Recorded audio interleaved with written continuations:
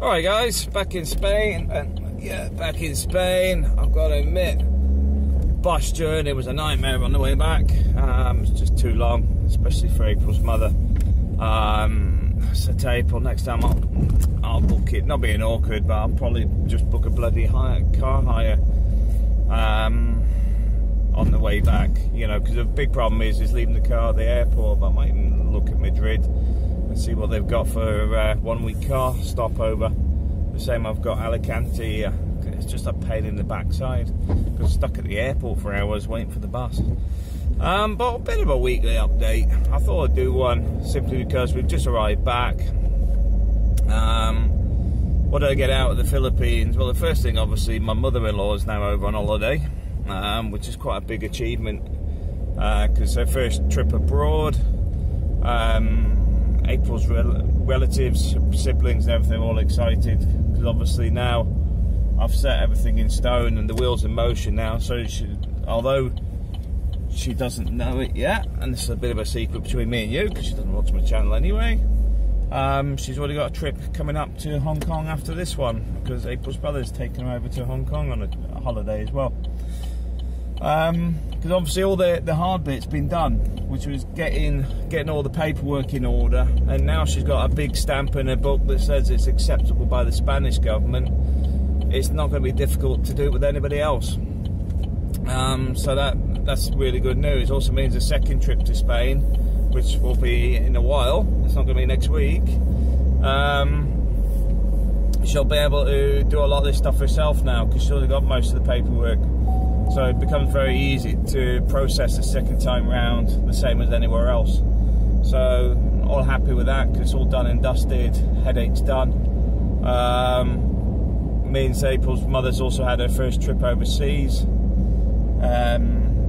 All the paperwork's now set those wheels in motion to make it easy ongoing. She'll probably end up doing a bit of globe trotting now with her different relatives, etc. around the world. So yeah, that for me, that I'm happy with that. At the end of the day, it's a big thing for April, especially after losing her father, because she knows her mum's getting on a bit and she's a bit worried about getting back to the Philippines or whatever. Well, now her mum's been here, April can now plan her trip back over to the Philippines, although I know a lot of the relatives are asking when the kids are going back, but I'm not sure the kids will go back on the next trip. I have to wait and see. Because the advantage we've got if April just goes is it doesn't need to be in the school year. School holiday time, which means that the flights are cheaper as well. So rather than having a premium ticket for 4 people, if April just went out of season, it's a lot cheaper. I've also mentioned to stay a bit longer as well because she'll probably go over for a month or a month and a half. Yeah, the other thing is we've decided to alter how we're going to do the apartments. We're going to keep the one apartment, the large one, for ourselves, but what we've decided to do is we're going to turn that into another couple of rentals. Just keep the one I was staying in as ours, and knock the wall through so it extends into the office. So if we ever want to go back to the Philippines, we've actually got quite a large, nice little apartment set up there. But also it means the other compound, nearly all units except for the call centre, well, all units except for the call centre will be rented out, which also means that the steady cash flow on that makes it even more worthwhile. So that's what we're working on at the moment. Once April's mother's been here on vacation, construction work will be beginning. The meetings in the Philippines as well with the various people I know have all bared fruit in the sense that although I haven't picked up a sale yet, it's very, very obvious that everybody is having the same issues relating to waste management and what's classed as zero carbon.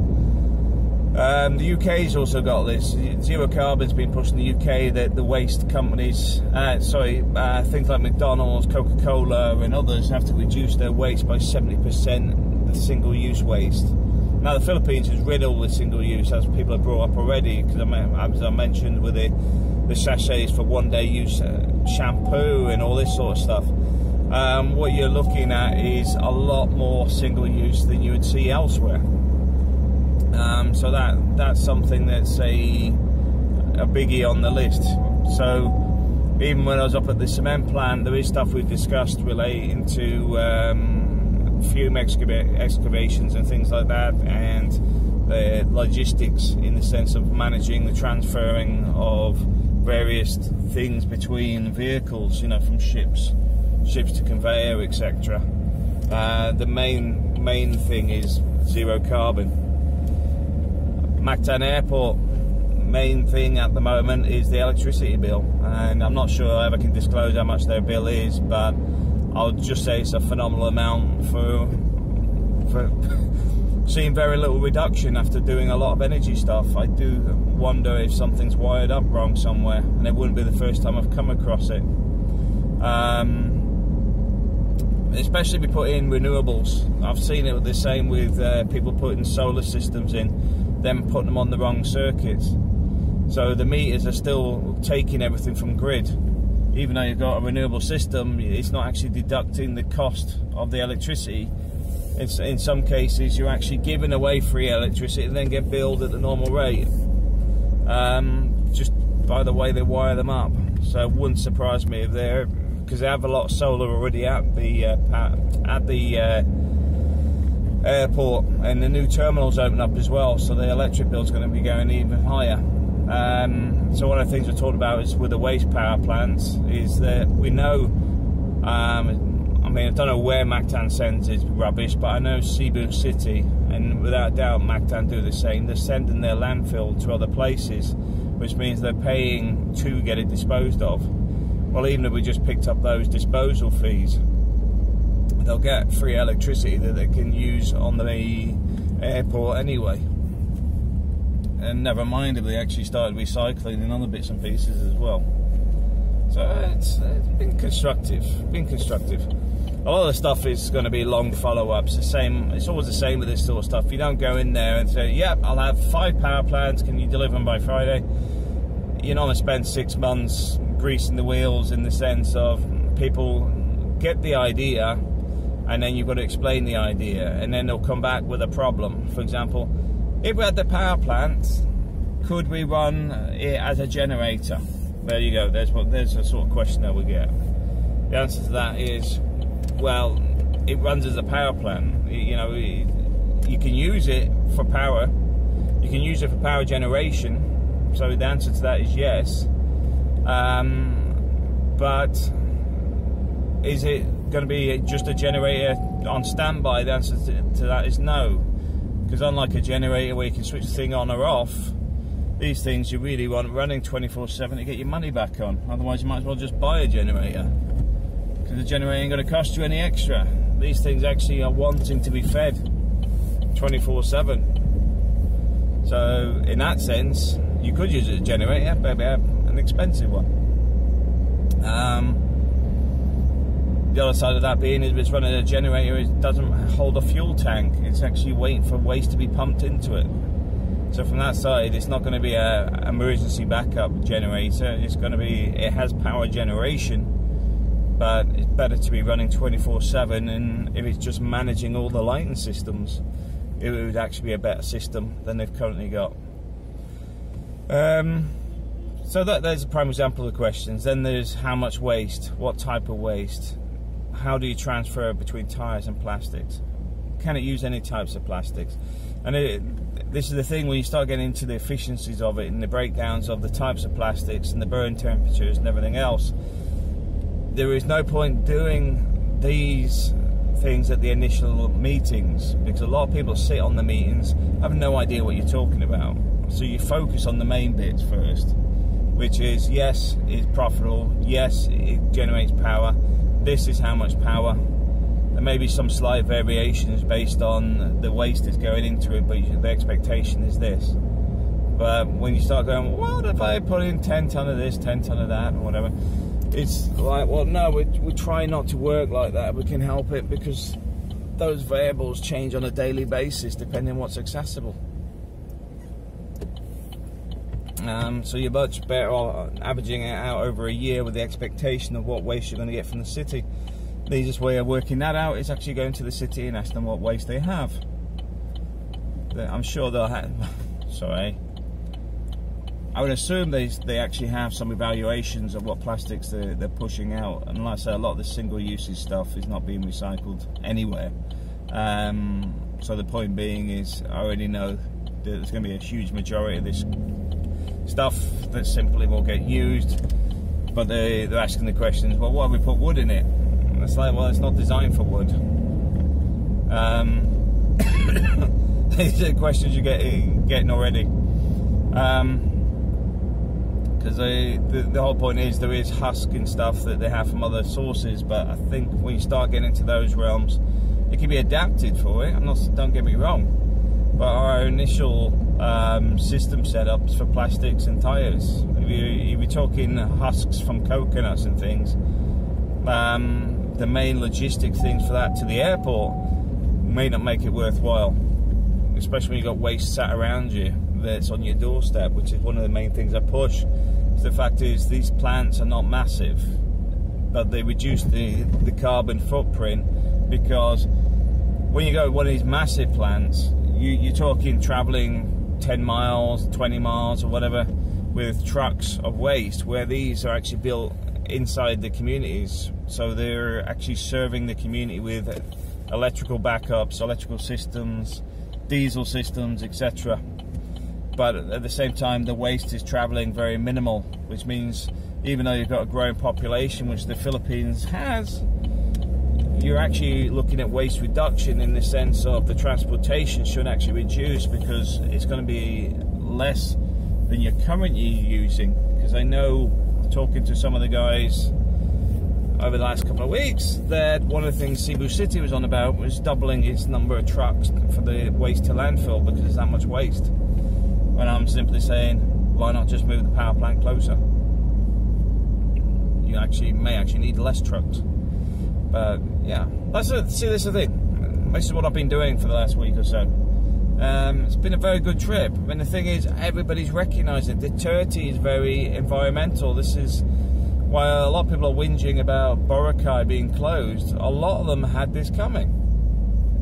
Because the problem is, if the local government is corrupt enough to just keep taking the money and let them pump raw sewage into the sea or whatever, then when a national government steps in, they cannot complain.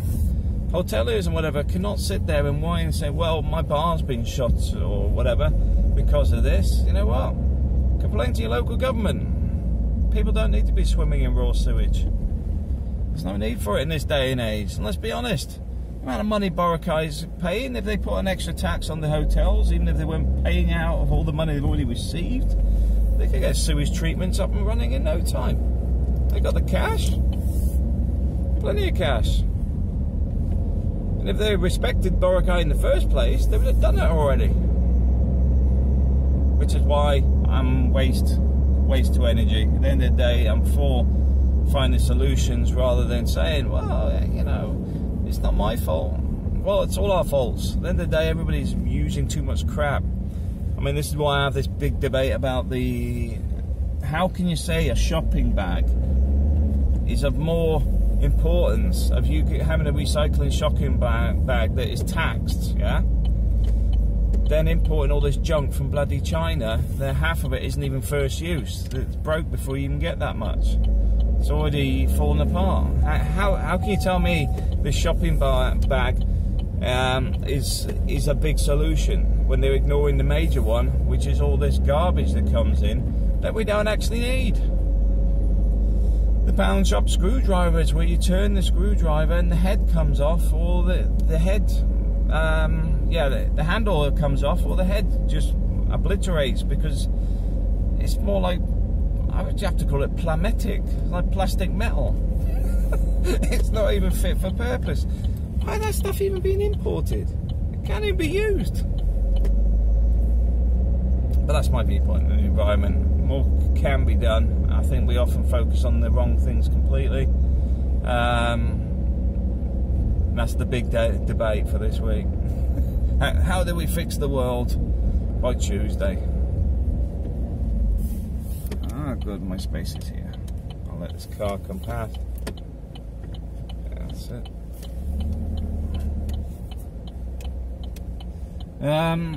what else has been going on? Oh, I suppose the other thing is the troll was rather amusing this week. The troll had been lying for my time out of the Philippines, and one of the things I did point out to one of his very few followers was, do you know what? When I prove you guys wrong, are you going to apologise? How funny. That was my joke. The point is, why should I engage with you idiots? And it's funny this week, because I did a video talking about understanding the legal systems in the UK.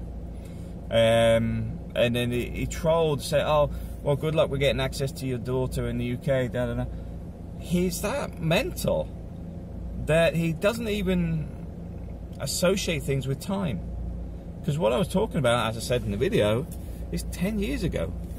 My daughter's talking to me right now on my chat. She comes out to Spain on holiday.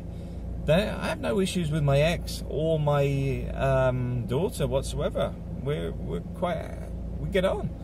One of the things you got to understand is when I bring up stuff about the legal systems and stuff, is I understand the push from the legal system, in the sense that they're going, you're entitled to this, you're entitled to that. They create a lot of friction, because obviously when you turn around and your ex is demanding you give them more money, and in fact they don't actually need it, and in fact you actually need it because you're no longer in the family home or whatever and having to start again. The court system is designed to take from you. It's not designed for a balanced compensation, whether you're trying to have two lives. The only consideration is that the other person does not become a burden on the state, and that is it. And that was the point of the video. My ex is now with somebody else. She's happy, she's content. I'm not fussed on what she's doing whatsoever. And as I said in that video, my only issue was the stuff relating to the access and court systems. But then again, that's the trolling thing. That's why it was so funny, because the guy had no perception that 10 years has already passed, but also no understanding, even though it does go through the videos. Obviously, he watched that enough to actually knew I was talking about it, but seemed to miss the whole topic completely on the fact that it was over a decade ago. But also, he's well aware my daughter comes here on holiday. He's seen stuff related to her coming here anyway. That's my daughter Zoe says, Egypt. It sounds like, she actually says Egypt, but she actually means agents. But it's quite funny the way she says it, because it's one of the Philippine TV adverts, really. I think it's for Tang. Because they say like, agents let's go, and it'll be Egypt let's go. Say it like when we're out and about and you think she's talking about somebody. It's like, what? But anyway, that's enough me nattering on. It's been a very productive week. The other thing with this coming back with the zero carbon stuff is a lot of the Philippines companies are very, very heavy on it, and it's becoming a global thing. So if you're looking for a business enterprise to get into, zero carbon is the one. And the thing that I recognize is myself is, in engineering, things move in cycles. I got into doing the M&E, mechanical electrical maintenance. Then I moved into the health and safety aspect, because everyone had to have a method statement and all that garbage.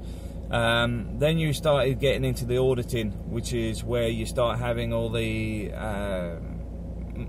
processes in place, but also logbooks and stuff, and getting into a computerized system of the methods of all the maintenance and stuff, which is where I started getting into asset management. Asset management then moved into energy management. Energy management is then when you're looking at the efficiencies of pretty much everything from the energy efficiencies of the electrical equipment to the energy efficiencies and occupancy spaces of air conditioning, to see if you can run them more efficiently, if they're to the right size, right specification, all that sort of stuff. So it's a transition. Zero carbon is currently the latest one. Zero carbon is where there's a big focus on it right now, because it's getting a push from a lot of governments. So if you're in engineering, I'd definitely take a look at zero carbon, and you'll probably see a lot more coming out of me from zero carbon. A lot of the stuff that is pushed out there is very basic, and this is why I'm going to take more of a engineering approach to it, because I don't think there's enough done on that side. Because when I looked at the guys in the Philippines, it's very similar to a lot of the facilities management companies out there. They focus on waste separation and stuff like that, but what I want to focus is on from purchase to disposal and everything in between, so that you can actually say, right, well, we're separating the waste into 3 bags, for example. Let's just keep it simple. But how do you know that's not going to landfill? How do you know how much is actually being recycled? Who is dealing with those processes? How do you know where your stuff is going? And what I want to try and do is actually give a good, solid overview of all the waste management, all the way down from the installation of something, its life expectancy, its waste disposal, who is it best to go to? You know, if it's going to go at landfill, it's not good. But if you can turn around and say, well, I know that there's a recycling company that specializes in taking old motors, whatever, and rebuilds them, those are the guys this needs to go to.